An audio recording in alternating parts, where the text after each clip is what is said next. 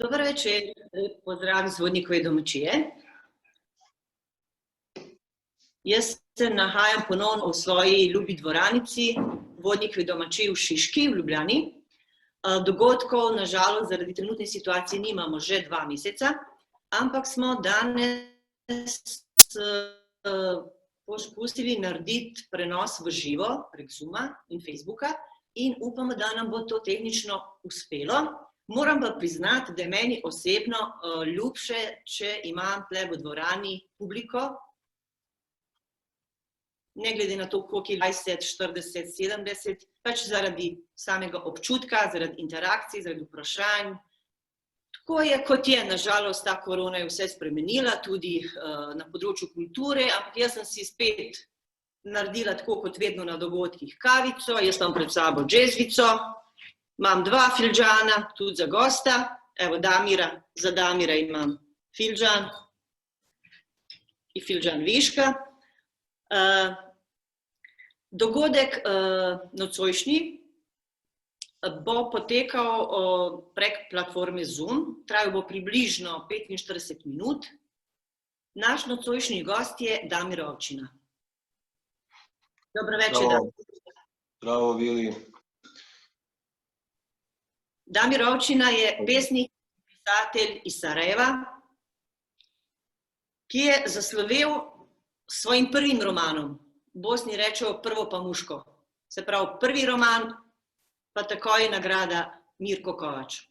Jaz bom naredila, se pravi, uvod nekako v slovenščini, potem bomo zaradi tega, ker je gost iz Sarajeva, nadaljevali v bosanskem jeziku. S tem, da upam, da bomo čim prej naredili posnetek in prevod, se pravi, da bomo imeli podnapise v slovenščini, za vse tiste, ki ne razumejo bivše nekdanje srbohrvaščine oziroma bosanskega jezika. Damir, reci nam, kako je sad v Sarajevu, znači slično, vjerovatno, kao i u Ljubljani ova zadnja 2 mjeseca. Slično je svuda po svijetu, vjerovatno, trenutna situacija. Da, ovo je nešto koje čini samo posle podne malo se opustila atmosfera, su proglasili neku novu labaviju mjeru, pa mi se učinilo malo prije napolju da se osjeti ljeto, da se osjeti opuštanje. Državnog pritiska, da tako kažem. Da. Neka čudna psihoza, recimo ja za sebe priznajem da sam prvu i drugu sedmicu ovih mjera narednih bila tako nekako anksiozna, ja sam rekla ljudima da sam se tako osjećala možda još gore samo na početku rata u BiH. Neka tjeskobaju čovjeku, neka nemoć, neka ljutnja, sve se skupilo, sve skupa, znači vjerovatno je i tamo bilo isto koji ovdje. Pa jeste, koja je atmosfera teška, meni je bila teška jer čini mi se da je bilo previše uplitanja u život pojedinaca, neosnovano, neprovjereno, zasnovanog ni na čemu. Pa je stvorilo to nervozu, stvorilo je slabosti ljudske lako pohrle napolje pod nekim masovnim strahom, pritiskom straha. Tako. Nije ugodno, a nije ni potrebno. Baš tako, znači isplivaju u ovakvim vremenima i najslabije i najbolje stvari kod ljudi, znači i najbolje i najlošije osobine. Ja sam bila optimista pa sam poslije nekih, 3 sedmice ili mjesec dana mislila da ćemo postati drugačiji, tolerantniji, empatija i tako šta, međutim, izgleda da sam se prevarila. Znači, sve manje slobode. Dobre stvari su rijetke, zato i vrijede. Čovjek koji je većinu stvari koje manje vrijede, one lakše isplivavaju, ovo drugo zahtijeva čini se rad, trud, karakter, a to je najveća stvar na svijetu. Reci mi, pratimo, znači i mi u Sloveniji situaciju u Bosni, vjerovatno i vi što se dešava u Sloveniji, znači pod krinkom korone dešava se svašta, imate vi skandale, afere sa respiratorima, imate maline, imate misu za Blajburg i tako dalje. Ne zaostaje puno ni Slovenija, znači ova zadnja 2 mjeseca. Reci mi, kako je normalnom čovjeku, ja uvijek pitam svoje goste koji dođu iz Bosne i Hercegovine, ima ih poprilično je bilo, znači i Faruk Šehić, i Dragan Bursać, i Ahmed Burić, uvijek pitam kako je normalnom čovjeku preživljavati sve to u Bosni što se dešava, što ne može da uopšte da shvatiš kako se takve stvari mogu dešavati u današnjem vremenu. Mislim da sva ta iznenađenja davno su prestala ako su ikad i počela. Mi imamo neku lošu situaciju političku koja ne traje 25 godina, nego traje 80 ili 200 godina nesređenosti, traženje rješenja ili bježanje od rješenja. Tako da mislim da mene ne dotiče me ništa, čini mi se od toga.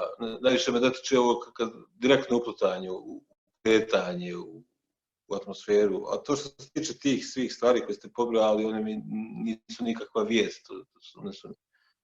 Bilo je vijest da nije tako. Mislim, to nije ništa specifično bosansko ni balkansko. To su slabosti koje ovdje nisu riješene. One su ovdje na jednoj besramnoj površini. To je stvar koja zahtjeva trud da bi se riješili, zahtjeva pametnijih i poštenijih ljudi na nekim mjestima i to će teško ići. To je teško postići. Ali nije nemoguće, tako da možda će iz svega ovog ispasti nešto dobro. Mislim da je dobro da su ta histerija škola se olabavila i mnogo besmislenih stvari koje su se činile da se bez njih ne može, u stvari se može bez puno toga. Ne može se bez čitanja, činim se da je to pouka ove situacije. Da, evo, polako se otvaraju, znači, knjižare i ja sam čula i kod nas isto da će od 25. ili 28. maja da ćemo moći konačno imati događaj za 50 ljudi, znači treba to ljudima naravno. Znaš, ovako, htjela da pitam, šta mene, recimo ja sam ovdje 28 godina, šta mene recimo strašno boli, idem jako često u Bosnu, imam familiju i uvijek pitam ljude kako se možete pomiriti s tim da vam ta nenormalna situacija postane normalna i da kažete ja tako je i to je to. I mislim, jednostavno, žao mi je mladih ljudi, evo, oba imamo djecu, znači 17-18 godina, uvijek gledam svoje dijete. Evo, kažem, i Sloveniji nije puno bolje, mada Bosanci misle da je ovo pravna država i da je puno bolje. Kako, jednostavno, zašto se ljudi pomire sa tim, ja tako je, kako je, ne možemo ništa promijeniti i mislim, za 2-3 dana se afera, skandal zaboravi, idemo dalje. Ja mislim da se ne miri niko s tim, da je to stvar koja je stalno prisutna u nama.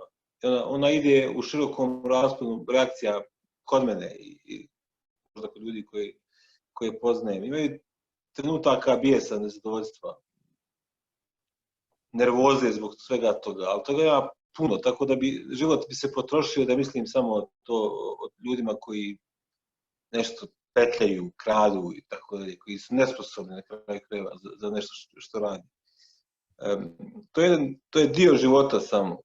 Ja ga ne ignorišem, svjestan sam ga, ali moj život ipak određen onim, ili ja pokušavam da bude određen onim što sam ja, što ja mogu učiniti. To je moje područje slobode uvijek. Ne mogu pretjerano da mislim o stvarima, ja uvijek pokušavam uticati svojim radom, pa i pisanjem na sve to, na neki način koji nije do kraja jasan i meni. Ali imam neki odnos prema tome i činim najbolje što mogu onome što ja mogu. Hoće li se to oko nas promijeniti nagore, nabolje, mislim da je potpuno nepredvidivo. Da je naša situacija ovdje mi je određena stvarima koje jesu pod našom kontrolom na kraju krajeva i ona se može promijeniti. Mislim da je moguće da se probudimo sutra ovdje kao u raju, a moguće da se ne probudimo. Puno su veće šanse da ostane situacija s malim promjenama nabolje ili nagore. Mislim da ne postoji ništa drugo nego ono što mi radimo, eto to hoću da kažem.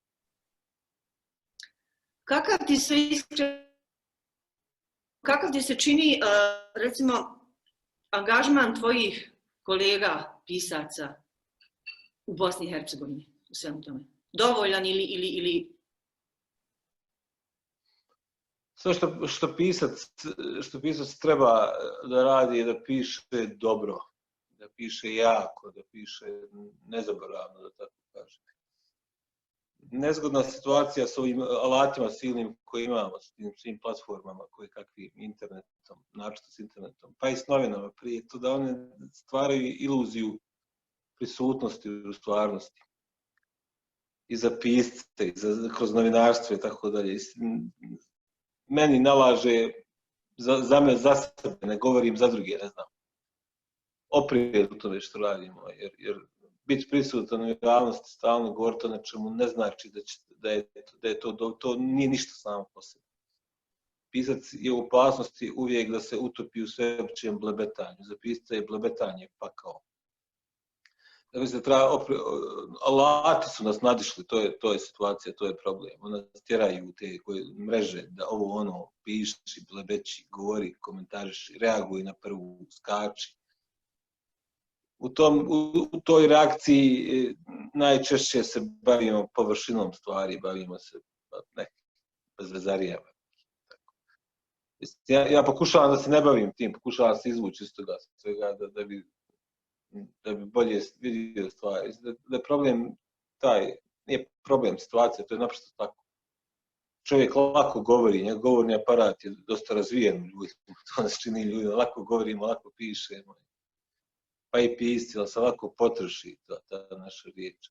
Ona nestane, bude osuđena neku kolumnu, neki prostor, neku kolumnu. Davno je učiniti Koli je rekao, da ga ne citiram, da ne mašem tuđim imenima, da će novinarstvo doći glavi književnosti. To je još bilo prije ovoga svega, bojim se da ima istine u tom, ali nije rješenje ni u izbjegavanju govorenja i pisanja o svakodnevnici. Književnost se hrani stvarnošću. Tražiti alate, filtere, stil, forme kroz koje ćemo progovoriti o njoj. Mislim da je zapravo za svaki narod, možda je to zvuči pretjerano što kažem, ali nema druge kaste, kaste, branše, ljudi, grupe ljudi koji mogu shvatiti stvarnost, protumačiti i učiniti na neki način rješenja vidljivim. Uopće se ne trudeći da učine rješenja vidljivim. Zapravo su pisci trebali biti, oni jesu jedina izvjesna i kritika i jedino područje društvene slobode, govora o slobodi. Književnost je, rekao sam to više puta, sviđa mi se kako to zvuči, ne znam da li sam to od nekog čuo, da sam sam do toga. Ona je propovijed slobode. I to je ono što pisac treba da radi u svom pojavljivanju stvarnosti. To je težak zadatak, ali je moguće. Par tvojih kolega je reklo da, nažalost, zbog situacije kakva jest sa kulturom u Bosni i Hercegovini, znači sa prodajom knjiga, da su u stvari primorani da pišu kolumne, da bi s tim plaćali račune, režije. Ne znam za druge, ne mogu tvrditi, ja sam godinama radio u školi, bježeći od, činim se, imao sam sreće, tako bih rekao, imao sam sreće da me ne prime nekad na fakultet kad sam to htio. Imao sam sreće da me ne prime u novinu kad sam to htio. Tako da imao sam nesreće da radim u školu, što me nije trebalo da javno govori. Za mene, za moj pogled na svijet, za moj način pisanja. Ne sviđa mi se to što je kolumna, što je novina, što je komentarisanje, to nije, ne kažem da to ne treba, to treba, to je neophodno. Ali za meni ne odgovara, tako da bih rađe radio nešto drugo nego što bih pisao za novine. Makar ne svake sedmice, možda jednom godišnje, možda je moj kapacitet po prilici 1-2 mjeseca da nešto napišem. Čini se da je to, kažem, lako je govoriti, u tome je taj problem. A u sveopćem blebetanju stvarnosti nisam siguran da sam često pročitao ono što se meni čini da je problem, pa samim tim je rješenje. Puno se govori o koje čemu, nacionalizmu, korupciji, problemi su dublje. Zapravo su svi problemi ovog svijeta, pa i kod nas, problemi morala, problemi čovjekovog odnosa prema vrijednostima. To je.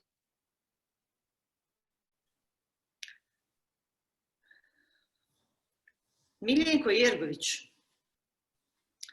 je rekao da je roman Kad sam bio hodža, znači kad ga je pročitao, napisao je negdje da je u rangu Ive Andrića i Meše Selimovića. Da li to imponuje piscu koji napiše, znači kad ti neko kaže za prvi roman, tako što? Pa kad se, mislim, govorim sad o sebi, pa možda je neukusno, ali šta ću reći što mislim. Naravno, ja sam možda i pisao za tako nešto.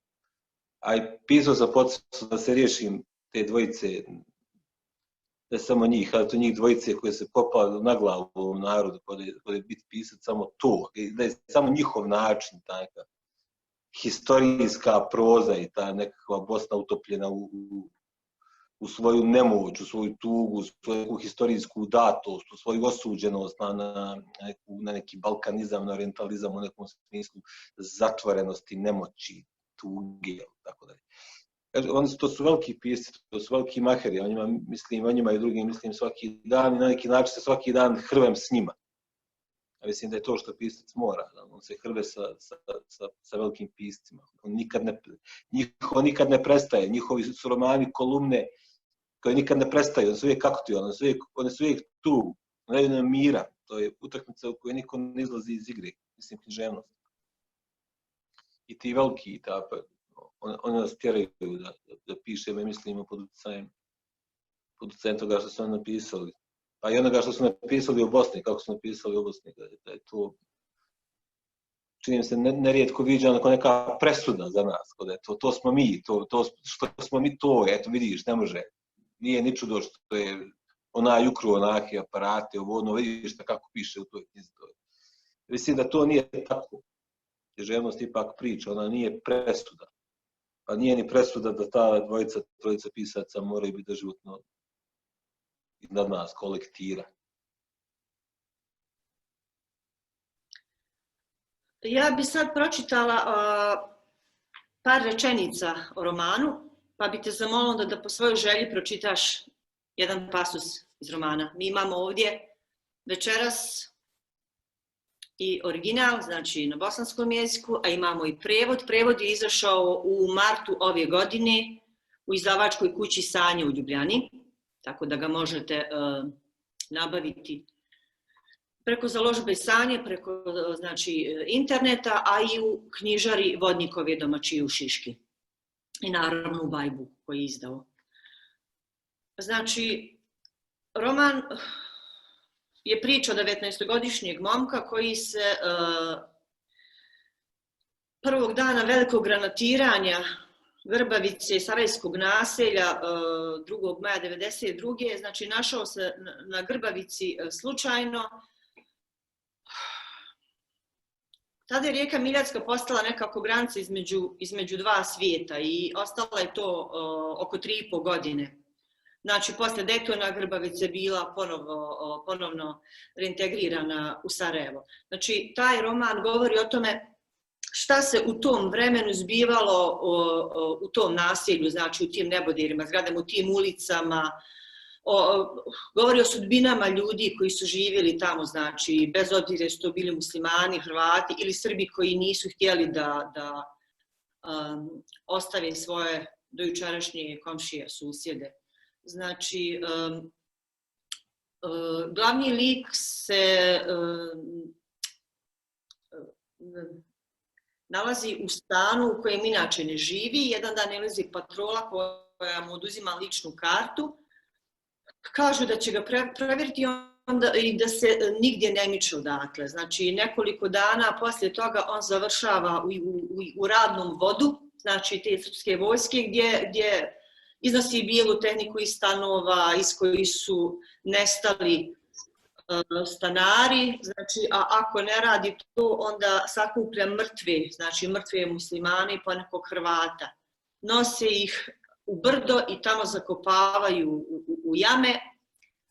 Znači, i kad su zakopavali mrtvace, rekli su da ga ne bi samo zasuli zemljom, da neko nešto prouči. Znači, rekli su hajde nešto.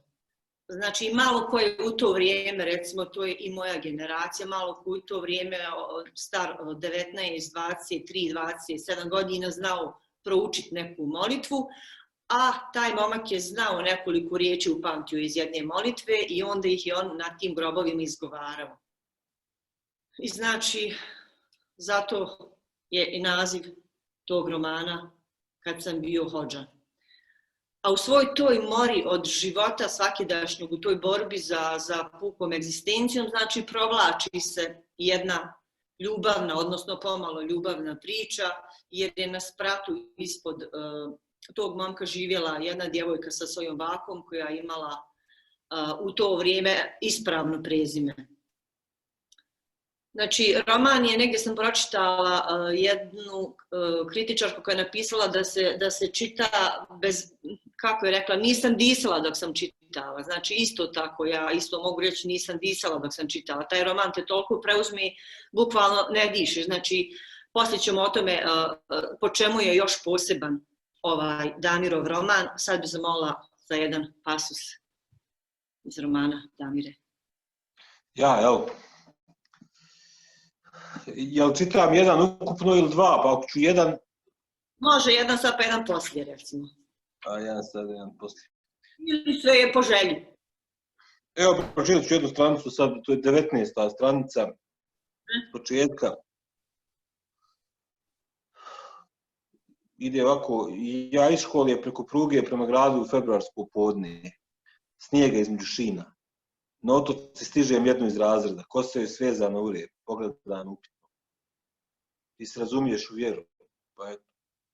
Kakva bi riječ, izreka, molba, ne kaže molitva, mogla biti koristi u jednoj mojoj težoj situaciji. Kakvoj situaciji? Bolest bliskog srodnika. Čitaj, tako počinje. Pješke uz rijeku, prohladno, a vedro. Ona u kožnoj jakni s krznom, haljeno je preko hlača vrećastog oblika skupljenih u smeđe čizme. Crveni tramvaj sa žutim slovima bučnoka i liči. Kako bi ti objasnila vjeru?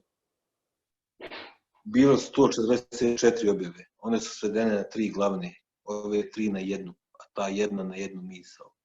Koju? Izgovori to tiho i nauzust. To je glavno, to zvuči uvjerljivo. Da, hvala, namalo. Eto, to je jedna stranica koju sam smogao snage pročitati. Hvala, Damire. Znači, roman od 532 strane poseban je po mnogo čemu. Kritičari kažu da je jedna od tih posebnosti znači što se miješaju fikcija i fakti. Znači, iznosi istorijske činjenice, to je nepobitno. Znači, možemo komodno reći da je dnevnik, da su memoari. A isto tako sa svojim stilom, znači on ruši norme pravopisne, gramatičke, tim kratkim rečenicama, upravo tu jačinu dobija sa tim kratkim rečenicama. Znači, rečenice, riječi. Nadam se da je tako. Pa htio sam da bude baš tako, da tražeći način ne poštujem ništa do ono što se meni čini da je važno. A sve drugo, to što ste pomenuli, gramatičke, pravopisne, te sve druge norme su u osnovi pravilnici, one su u osnovi smetnja. Malo prije kad smo pričali o društvenoj stvarnosti, tu je pravi problem. Naša ovdje zemlja je preplavljena zakonima, pravilnicima, glupostima koje kakvim. To sve koči, onemogućava, usporava, pa tako je i pretjerana briga pisca o pravopisu, o tome šta će reći lektor, šta će reći onaj, šta će reći onaj. Jel tačka ovdje, jel zarez ondje, jel upitnik, jel uzičnik, jel su navodnici, vakvi, nakvi. To su sve škole smislile dogode đacima čitanje i pisanje. To je alat nastavnik, alat kontrole, da tako kažem. Kad sam se domogao prilike da pišem sam za sebe, kad ne pišem pismene zadaće po školi, sam išao da pišem nasuprot svemu tome, vodeći se logikom ritma rečenice koje je meni istina, to je ono što sam ja htio.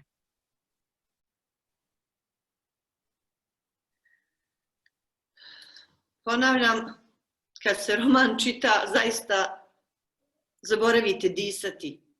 Znači, ja sam evo studirala u Sarajevu 4 godine, živjela na Dolac Malti i dok sam čitala, prolazili su mi slike. Znači, dok čitaš, prolazi ti koji malo poznaje, znači Sarajevo, ne mora Grbavicu poznava, prolazi mu slike kroz glavu i crvenog tramvaja i tih ulica i mosta i Miljacke, mislim, nevjerovatan stvarno roman. Mislim da, hvala vam na svemu što govorite, ali to je što sam htio kažem. Mislim da sve to što zapravo čemu književnost teži u bilo čemu, da se vrati na onu prethodnu priču o politici, o stvarnosti, u načinu na koji govorimo, mora biti snage da bi to bilo uvjerljivo. Možda kad bi se ta snaga primijenila nečija, ako bi umio uzeti se, uhvatiti se u temu propisa o pokretanju posla u Bosni, pa napisati to punom snagom, da bi možda ljudima bilo jasno gdje je nevolja zapravo, zašto nema više para, zašto ne može ovo, ne može ono. To je što bi trebalo biti, sve što se piše kao književnost.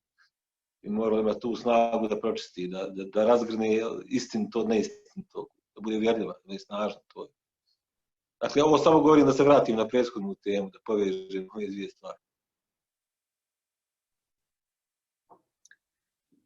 Da li je, recimo, evo sad kao najveći laik, znači, kad pisac počne, kad se odluči na pisanje takvog romana, da li recimo na početku već ima u glavi koliko će to opsežno, znači biti, kako pjesnik recimo da, mislim, ovo stvarno ono ko najveći laik kažem, je li pjesniku nekadašnjem bio jako velik zalogaj da napiše takav roman, znači više od 500 strana? Ili je to išlo ono, teklo se? Ništa ne teče samo, ništa ne ide. Sve je pisanje i savladavanje otpora. Svaka nova rečenica, svaki novi red je otpor. Pisanje je borba s tim, s tom nemanjom koja nam ne da, nešto ti ne da, ne vidiš, nešto te čini se izlišno, suvišno, usiljeno, lažno, isprazno, providno, ovako, onako. To je ono što ja vidim. A pišući ovaj roman, nisam imao nikakvu ideju naročito, ni koliko će to biti dugačko, ni koliko će trajati. Ja sam imao samo 2-3 slike koje sam povezivao, ta je zadnja slika snijega na jednom krovograđanskom naselju. To je ono čemu sam ja težio i išao sam prema njoj. I usput savladavao ono što mi je bilo usput da bi došao do te slike. Tako da mogu reći da je to zapravo, da mislim da je roman i poezija, da su te stvari vrlo slične. U srži proze stoji poezija, morala bi stajati. Ako nema u prozi poezije, nema ničega. Šta je književnost, to je na neki način poezija, ali nije puko stihovanje stvarnosti, što je naivno i što je trik u koji mnogi ljudi mogu, svi mi upadamo donekle, evo ja za sebe govorim. To nije to. Da bi roman bio roman, mora imati snagu. Snaga se u književnosti dobija poetično, dodaje se poezijom. To je ono što čovjeku treba, što hrani dušu. Ali da bi bilo poetično, da bi bilo snažno, mora se proći kroz određenu formu. Mora se suprotnim stvarima, pomeni za mene, rečenicom koja nema u sebi ništa naročito, mora se postići ono neobično. To je ono što sam ja imao, nekakve osnovne stvari. S čime sam se ja vodio pišući. Dakle, ja sam htio pisati tu jednu sliku. To je bio moj zadatak. Ove stranice i sve ostalo, to dođe samo po sebi. Nisu mi ni važne bile na kraju krajeva. Ja sam se samo plašio svo vrijeme da će to biti previše kratko. A ima nešto problematično kad je književnost kratka, kad je proza kratka. Ona zahtijeva ogromnu genijalnost da bi se na kratkom terenu postigao neki efekat priče. To nije me privlačilo. Za mene je nešto privlačno ovim debelim. Evo sad, direktno, baš lično, koliko vam, Damire, znači, recimo, kritika, koliko mišljenje publike, a koliko to da ste vi sami zadovoljni sa napisanim, znači, kad upoređujemo, recimo, to troje? Sve je važno. Šta je kritika? Jel mora biti zadovoljan, mislim? Ja, za kritičare ne znam da li to postoji, šta je kritika, to se ne uznemiravam način, ali postoje pisci koji čitaju i koji pišu o onom što su pročitali. To je, na primjer, Jergović, to je pisac, u tome je valjanost toga. Ali ne mora biti poznat pisac. Ima neko ko piše kao pisac, ima neko ko piše kao kritičar. Mene zanima pisac kad piše. To je važno, ali to je na drugom mjestu. Za mene je jedino važno ono što ja osjećam. Jer pisanje je trenutak kada imam za mene, trenutak samo pouzdanja. Ja mislim da razumijem bolje od drugih, da vidim bolje nego drugi tu svoju priču, ne da vidim bolje svijet. Svoju priču, svoje mogućnosti. Šta bi ona trebala da ima, šta treba da nosi, čemu je uspjena. To je jedino čime se možemo rukovoditi. Pretjerano razmišljanje o reakcijama ljudi usporava književnost. Kao što usporava cijeli život. Sve što radi, bilo koji posao. Pretjerano razmišljanje o tome, sad će ko reći, to vodi u paralizu. Jedna, tako kažem, ženska stav sudbine ljudi. Iako vođenje računa šta ko misli drugi. Ne kažem, treba sve zanemariti što ljudi misle, ali tuđe mišljenje nema kraja. Onama šta mi trebali raditi. Samo je važno ono što mi možemo prihvatiti za sebe, što iz nas dolazi. To je naročito vidljivo u načinu pisanja. Jer toliko ima dobrih pisaca prije nas. Toliko je jako to što oni napisali. Ako počnemo samo o tome misliti, nećemo ništa napisati. Nema potrebe ni za čim novim pored tolikih dobrih knjiga. To je neka doza drskosti, čini mi se. Svako pisanje je neka drskost. Kakva je situacija, recimo, u Bosni i Hercegovini sa promocijom knjiga, sa književnim večerima, recimo u bibliotekama, kakva je situacija s tim, recimo, ja znam za Sloveniju, a za Bosnu nemam pojma kako je s tim. Ja sam uvijek sam iznenađen prijatno da neko pročitao moju knjigu, da me neko zvao na nešto. I toga je bilo u par slučajeva. Bio sam uživao s nekom gostovanju u Brčkom, u Gradačcu, u Mostaru. Bio sam na Boračkom jezeru, na primjer, u Sarajevu na 2-3 mjesta. Zaboravit ću nešto nepravedno. Uglavnom, sve mi to znači, sve mi je to drago. I iznenadi, a to što me iznenadi, da neko to organizuje, govori ipak puno o tome kako je taj sistem biblioteka, odnosno škola, odnosno države organiziran. U tim bibliotekama se možda može dosta vidjeti u svijetu. One su najčešće mrtvačnice knjiga, one su prosekture knjiga. One boluju od radnog vremena zaposlenih. Od svega onoga čega ne bi trebalo da boli. Tako da se bojim da se knjige najčešće naguraju, nabiju tamo, provedu. Da kažem to zato što želim zatim da ja budem negdje prisutan, da budem. Nije to tema. Mislim da postoji ogroman potencijal svugdje, pa i kod nas u Bosni i Hercegovini. Svako mjesto ima školu, još iz onog vremena što je napravio najveći sin. Školu, biblioteku, ima to. Samo ga treba malo napraviti da radi. To nije tako teško. Trebalo bi biblioteka u svakom mjestu po meni biti najviše cool mjesto, najviše in mjesto. Ona nije. To ne kontra. Škola bi trebalo da bude privlačna. Ako je to, nekad je ta ideja bila okrenuta naopako. Tu su možda rješenja. U bibliotekama. Rješenje za našu situaciju je u bibliotekama. Ja moram priznati da me iznenadilo kad sam došla tu, pogotovo sad zadnje godine, stvarno Slovenije, to na puno višem nivou nego u Bosni i Hercegovini. Znači i školske biblioteke i gradske biblioteke, to su fenomenalni prostori, moderno uređeni, znači opremljeni, nevjerovatno zaista. I u puno biblioteka, znači gradski, po čitavoj državi su promocije knjiga, pisaca, pjesnika, muzičara, mislim, puno bolje, puno ljepše nego u BiH je to uređeno. A bojim se da je to tačno i da nema nikakvog izgovora, ni za šta tu, nije to stvar ni mentaliteta, ničega, ja mislim da nije stvar mentaliteta. Problem koji ima rješenje i koji naprosto se sjedi na rješenju. Mi smo ovdje, kroz Bosnu je protutnjalo u zadnjih 25 godina hiljade koje kakvih konsultanata za koješta međunarodnih domaćih. Pametnjakovića, šta bi trebalo da se radi, šta ne bi trebalo da se radi, stručnjaka za privatizaciju, za ovo, za ono. A temeljne stvari kao što su škole i biblioteke su ostale manje više u mrtvaji nekakvoj socijalističkoj ili gore od toga, naročito biblioteke.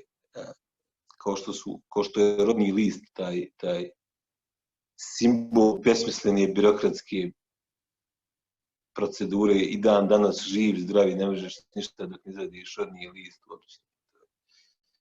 Puno pričamo o čemu drugom ovdje, u politici, ovom onom, šta će Amerika, šta će Rusija, šta će ovaj svijet, šta će onaj, a stvari koje su naši problemi ostaju neriješene. Prostori koji su namijenjeni za rješenje su neiskorišteni. Ne treba ni toliko ni grad, nije ni fol da se neki super brzi voz koji ide 500 km na sat, nije u tom je sreća nekog naroda. Ali u kulturi bi trebala da bude. Kultura je najčešće viđena kao neka folklorna stvar, kao neka dosadna stvar, kao neka luzerska stvar, zato što je tako predstavljena. Kao što je književnost u školama predstavljena kao dosadna, besmislena, ubitačna kao matematika, kao hemija, kao sve te nauke koje su škole potrošile su entuzijazam ljudi da kroz to traže rješenje. Nažalost, to je slučaj sa književnošću u školama. Ona postoji unatoč škola i biblioteka, eto tako da kažem. Svi znamo da novca za kulturu skoro nigdje nema u Bosni, pogotovo samo, recimo, zanima me da li se spominje možda ekranizacija ovog romana ili pozorišna predstava? Pa ja već godinu i pol radim s jednim režiserom, čime sad neću reći, pošto se nismo dogovorili da ćemo to objaviti ovdje. Pa i napisao sam neku po meni varijantu scenarija, dosta dobro prihvatio. Nadam se da će to uspjeti. Ali htio sam reći to što ste rekli za kulturu. Većina stvari nije stvar para, nije problem para. Problem je volje da nešto uradimo. Ako svako čeka da mu neko nešto plati preko vremeni sat, ovaj se razgovor vjerojatno nikad ne bi desio da vi sad tražite, pretpostavljam da vam neko to plati, šta radite na večer, šta ja znam šta. Onda se ništa ne može napraviti. Pa tako ni nekakav napredak u društvu, u svjesnost. A šta je kultura? To je svjesnost o sebi, o svijetu, o mogućnostima, o životu. To je za jedini pravi alat koji svako društvo ima, jedina prava vrijednost koju ima. Društvo teži slobodi, a do nje se mora doći kroz neke ideje, kroz neku vrijednost, ne može samo od sebe pasti, ne može donijeti nekakav visoki predstavnik međunarodni, OHR-ova i onaj. Ne može niko promijeniti naše živote do mi sami. A mi sami ne možemo ako nemamo uporište ni učenje. Sad sam ovo baš ko pravi učitelj ispričao, nisam.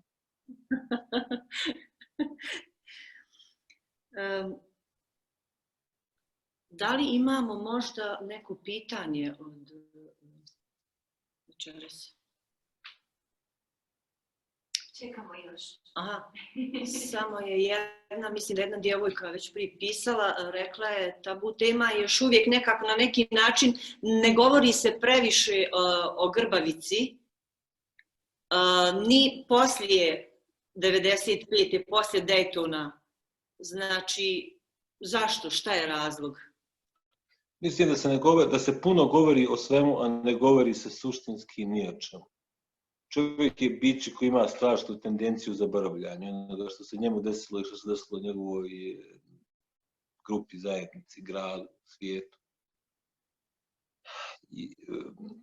Govor o ratu kod nas, kojem je jako puno stvari rečeno, se vrlo rano, kao i svi drugi govori svugdje u svijetu o bilo čemu, se lako potpadaju pod rutinu, lako potpadaju pod frazu, pod opća mjesta.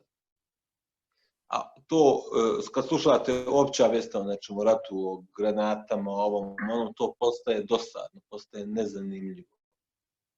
Zbog toga se čini, ali književnost treba da čini da ono čega se ona uhvati, čega se pisac uhvati, koliko god to bilo poznato svima, kad se čita u književnom dijelu, treba da se čini da je ta tema potpuno nepoznata, jer on ide duboko, mora ići duboko u problem, u srž problema, u čovjeku, u dušu, u pamet, u osjećajnost.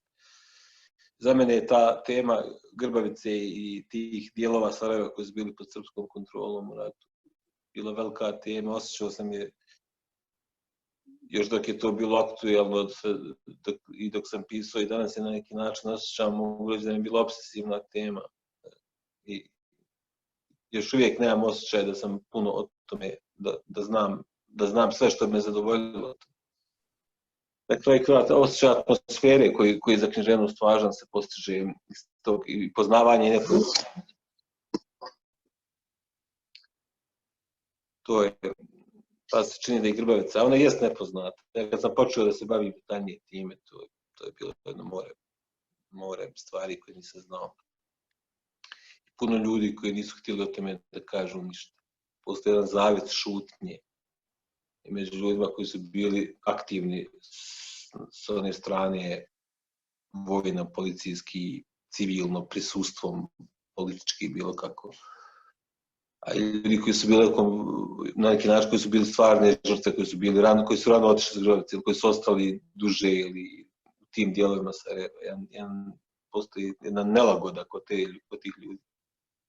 S druge strane, postoji ipak jedan zavjet šutnje, zbog koji je omogućio da se te stvari dese. On je omogućio da se to praktički nevidljivo, da se pređe iz onog predratnog Sarajeva, skoro nevidljivo u ratno. I da se ljudi, kao što je bio ovaj moj lik, da se probudi u svijetu koji više ne prepoznaju, ali da se nije vidjelo gdje to, kako to, ali nisu vidjeli da je postojala cijela organizacija iza svega toga.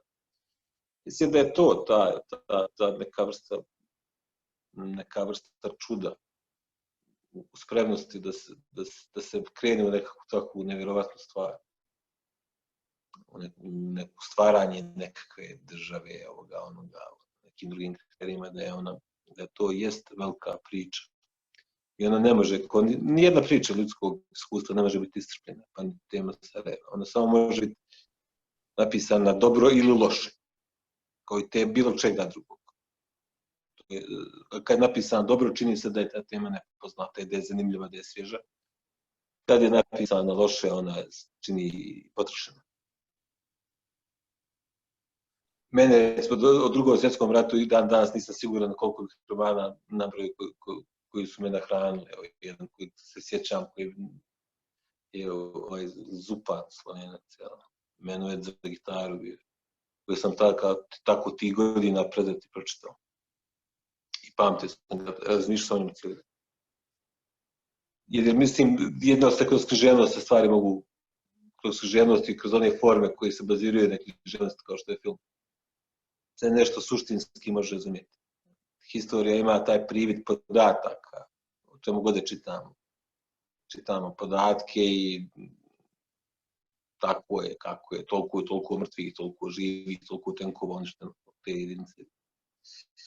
I manje više imamo udaljenost od toga, ali rednost nas uvlači duboko u situaciju, jer nas uvlači u čovjekovu sudbinu. A to je, ljude zanima drugi čovjek, zanima nas naša vlastita sudbina koju prepoznajemo u sudbinama drugih ljudi.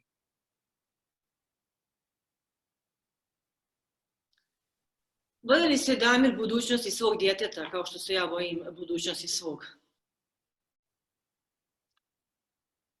U nekom političkom smislu i to što će biti situacija ovdje ne, ni najmanje. Odrastanje, život je oslobađanje straha, bilo kako. Situacija danas je bolja nego što je bila prije 100 godina, bolja nego što je bila prije 50 godina, bolja nego što je bila pa možda prije 20 godina. S jedne strane, ali vrijednost naših života, svega je potpuno nepredvidiva.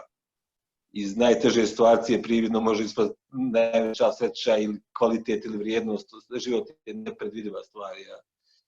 ja uopće nisam opterećen tim šta će biti sutra, da li će biti plata veća, manja, ovdje, ondje, da li će se napraviti autocesta, nek se napravi, dobro je to da se napravi, to neće, nije naš život to, nije nešto što se može prikazati brojem, što može se pročitati na dnevniku. Mnogo slojevitiji, mnogo dublji. Tako da u tom smislu život nema alternativu, ne služi da bi neke druge generacije bile sretne. Ni za što od toga ne služi. Dakle, nema nikakvog straha. Možda nije kolegijalno, ali recimo iz vaše generacije, koga volite čitati iz naše regije? Pa iz ovih godina sličnih mojim, najviše sam čitao, čini se jedno vrijeme, da sam ga često čitao i još iz onih vremena oslobođenja, kad je pisao tekstove, prikaze, kolumne u ta vremena, krajem 80-ih, sam to duboko zapamtio, tu atmosferu, da mi se to činilo i sad mi se čini velikim i značajnim. Ima pisaca, dobrih ima. Mislim da je to u nekom smislu gledanja šire, od tih pisaca, malo sam pomenuo Zupana, ili ste pomenuli Selimovića i Andrića, sve je to bilo juče, sve je to, kad prolazim, kad idem u grad, prolazim nekadašnjom ulicom Đure Đakovića, današnjom Alipašnom, gdje, mislim, jedno vrijeme živio Selimović. Pa ga se nerijetko sjetim, u tom se čini da je to ista generacija, da je to isti svijet, da je to ista ulica. Pa na neki način s te generacije njega volim čitati. Ovih malo starijih od mene, Brišimovića, ovoga iza mene. Jedna od njegovih knjiga o kojem sam pisao. Niz toga. Ima ovdje knjiga koju je Bajbek objavio, neki čovjek iz Njujorka, pominjem ga često, Ministarstvo posebnih slučajeva, koji čitam s ogromnim zadovoljstvom. Tako. Mi imamo večeras jedno malo iznenađenje, jedno u stvari veliko iznenađenje.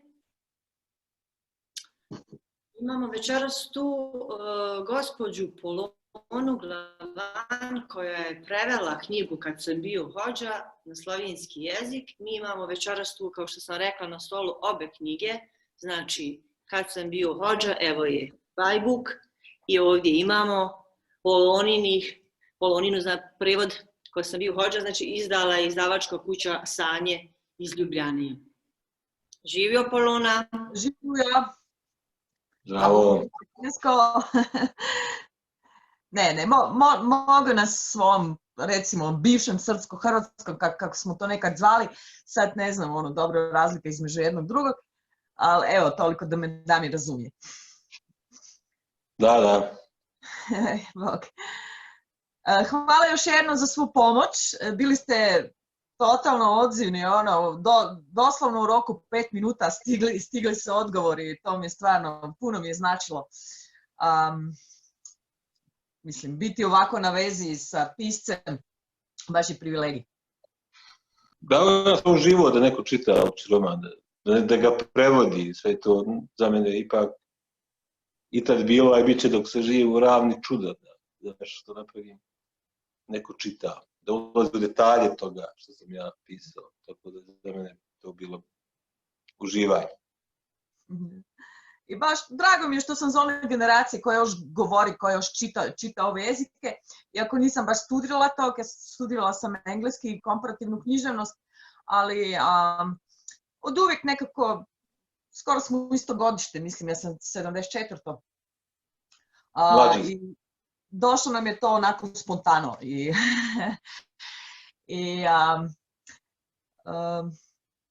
Mislim, proširi se ovako horizonti, ne? Mislim, sad imam dostup možda do knjiga na još recimo 3-4 jezika, tek tako spontano.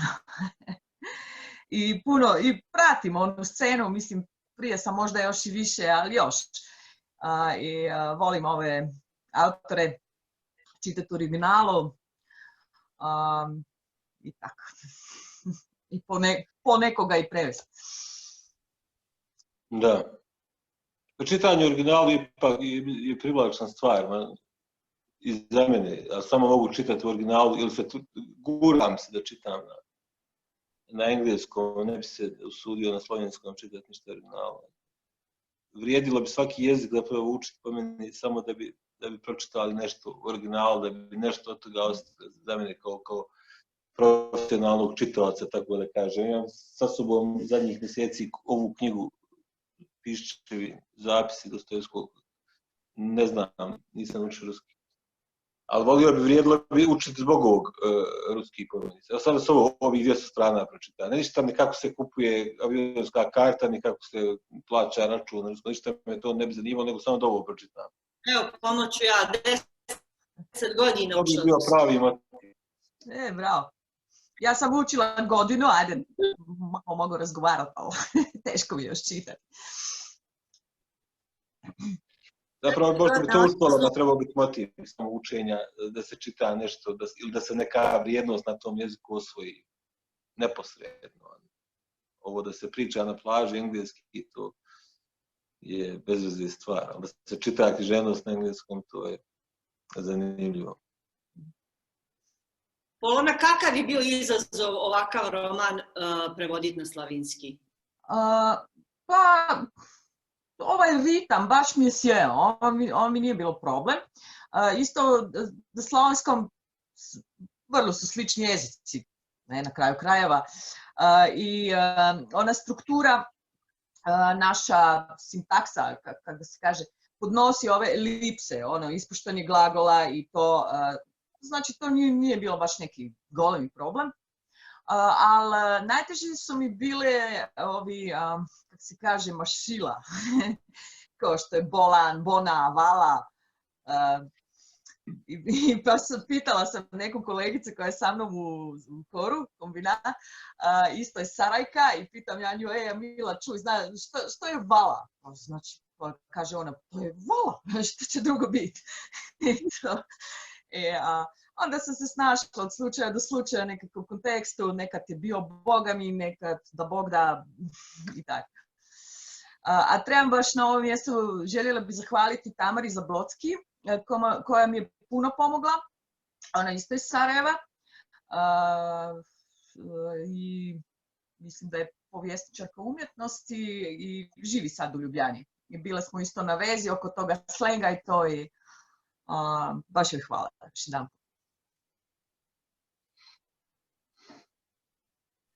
Znači, Amila Adrović je naša, je li tako? Da, evo, znate se, ne? Znamo se 28 godina. To je ta generacija, to su te izbjegličke godine, početak u Ljubljani, Amila Adrović. A ja se zahvaljujem Roku iz založbe Sanja, on mi je poslao PDF prije nekoliko mjeseci. Međutim, pošto sam ja starinski tip i ja volim knjigu dobiti u ruke, onda se zahvaljujem prijatelju Aliji koji mi je donio knjigu na noge. Tako da, evo, pročitala original. Sad ću s čefom vala čitati prevod, da vidim kako je Polona odradila posao. Poslije 28 godina u Sloveniji imam pravo komentarsati, je li tako? Da, izvolite, evo. Irena, da li imamo možda neko pitanje? Imamo puno pohvala. Aha, imamo puno pohvala. O, super. Hasan Čišić nas hvali. Da. Lijepo. Aha, dobro. Znači, puno nas hvale, ali nisu još ništa pitali, osim ove djevojke ranije. Da li imate vas dvoje možda neku želju još nešto istaći što se tiče znači i književnosti i u današnjem vremenu možda ove naše regije, budućnosti ili predložiti nekog autora za Vodnikovo, jer mi imamo svaki mjesec prije ovog koronskog vremena, znači svaki mjesec imamo literarni događaj, književno veče, znači ovako džezvica i razgovor. Možda predložiti nekog po vašem čefu.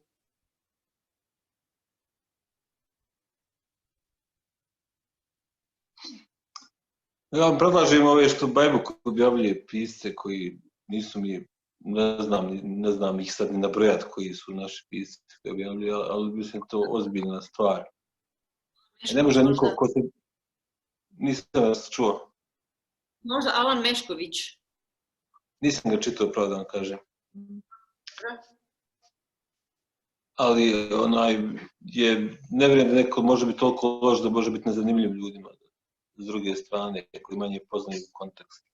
Meni je zanimljivo, makar u ovom formi razgovora, puno lakša je forma razgovora nego čitanje same knjige. Tu sam nekako osjetljiv na čitanje. A na razgovor manje, pa mislim da... A i pisac bi se morao pokazati u razgovoru dovoljno dobar da bi ljudi čitali. Tako je. Damir, da li sad trenutno pišete nešto novo, novi roman ili možda pjesme? Pa, napisao sam već, ima možda i 3 godine, 4, kao nastavak ovog romana koji sad kontrolišem, prerađujem i tako dalje. Pokušavam se pomiriti s njim, pa bi ga možda i objavio ako preživi to moje čitanje. To radim. A što ste rekli pjesme, to bi se, iznenadim se da sam ikad i pisao pjesme. Ali sam nedavno napisao par oblika nekakvih, ne znam, su pjesme, nešto kao pjesme, za neki svoj fazon drugi. Tako da na neki način da je piše pjesme, mislio sam da je to prošla stvar, a evo nije. Šta, jeste previše kritični ili samo kritični? Što se tiče poezije, ona je teška forma, nešto zahtjeva ogromno na malom prostoru. Tako nije.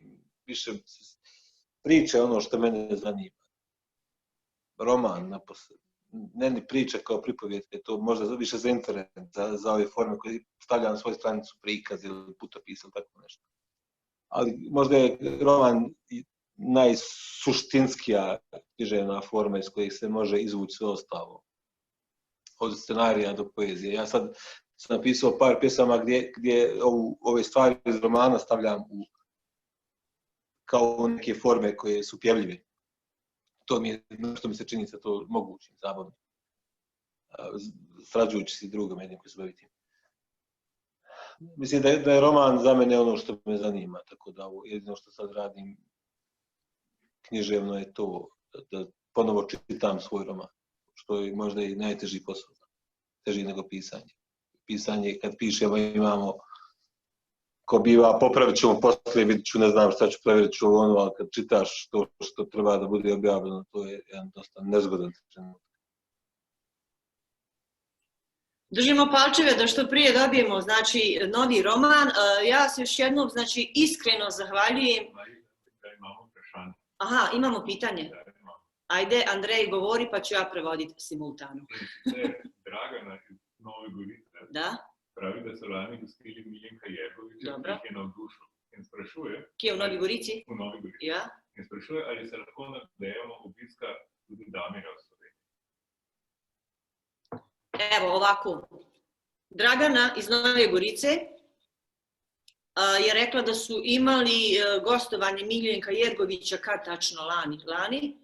Prošle godine? Da, prošle godine lani. I zanima je, znači, da li ćemo Damira moći uskoro vidjeti uživo u Sloveniji na promociji. Ipak mart je bio blizu, znači prije 2 mjeseca izašao prevod. Sad će Damir reći, nije do mene do korone. Čim me neko pozove, dolazim sa zadovoljstvom. Odlično, pozivamo. Možemo li mi prvi? Evo, znači, može Vodnikova u saradnji sa založbom Sanje, tako da možemo napraviti ili kod nas ili u njihovoj knjižari koja je preslatka, sad preuređena.